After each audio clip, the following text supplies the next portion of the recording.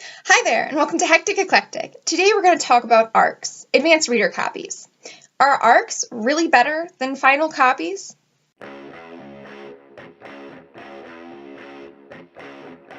As many book bloggers know, the holy grail of reviewing books is receiving ARCs from publishers. You spend months, maybe years, building up a repertoire and a fan base. You pump out reviews as quickly as possible to show what you're made of, to show you're reliable, and just maybe snag the eye of some big publishers. Receiving ARCs is often seen as the ultimate determiner of whether you're an accomplished book blogger. But are ARCs really that great?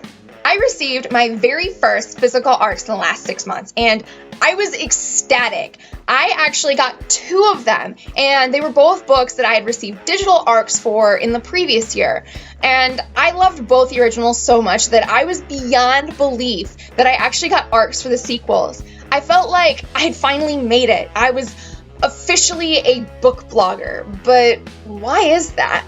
I've been reviewing books for some time before I received those ARCs, and I could have just as easily waited for the book to get published and then went and bought it and reviewed it.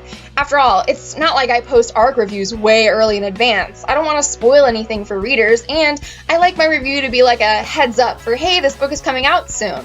So why did I strive so much to receive ARCs? Well, for one, it's definitely a status symbol among book bloggers. We secretly glare at other book bloggers who flaunt their gorgeous, esteemed ARC of a book, especially when it was a book that we were hoping to receive.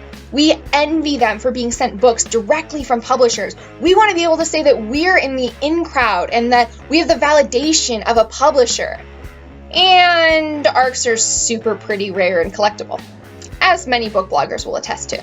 Still, even after receiving my ARCs and requesting more because I still want them books, I can't help but wonder whether or not ARCs are really worth it. I mean, the cover's often different.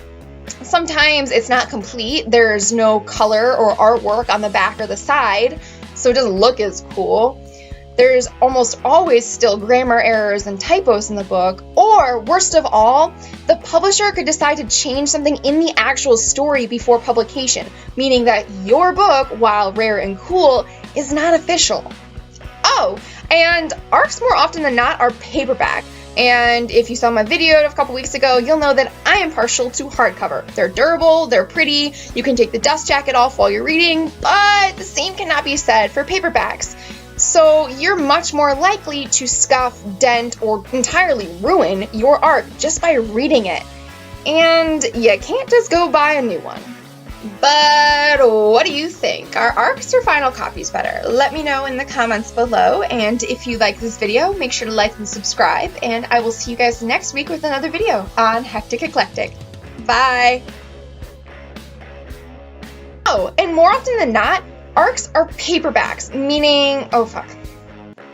We secretly glare at other book bloggers. Wow. We secretly glare at other book bloggers when they flash their flaunt. We secretly glare. Maybe one of those days. Almost done. What do you think? Are ARCs or final copies? ARCs or paperbacks? Jesus. I forgot them. They're gonna hate me. Anyway, and if you like this, if you like something like maybe popcorn or candy or fall, I don't know. Leaves are pretty cool. Not when they're like hitting you in the face though, that kind of hurt. I could have just as easily waited for those books to come out and then I could have gone and bought them to publish. Fuck. Okay. I received my very first physical ARCs in the last 6 months, and I was ecstatic. I actually got 2 of them. I received my very first physical ARCs in the last 6 months, and I was ecstatic. Actually got 2 of them. I can't help but wonder whether or not ARCs are really worth it. I mean, after it was published, to review it, nope.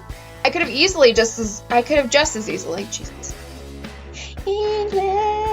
English, why are you so hard? Sometimes it doesn't even have, sometimes it's not even complete. English, I suck at English. Also, jetzt werden wir auf Deutsch sprechen und die ganze Video wird auf Deutsch, weil ich sehr schlecht auf Englisch bin. Aber mein Deutsch ist nicht sehr gut either. Mein Vokabular ist sehr schlecht. Tut mir leid.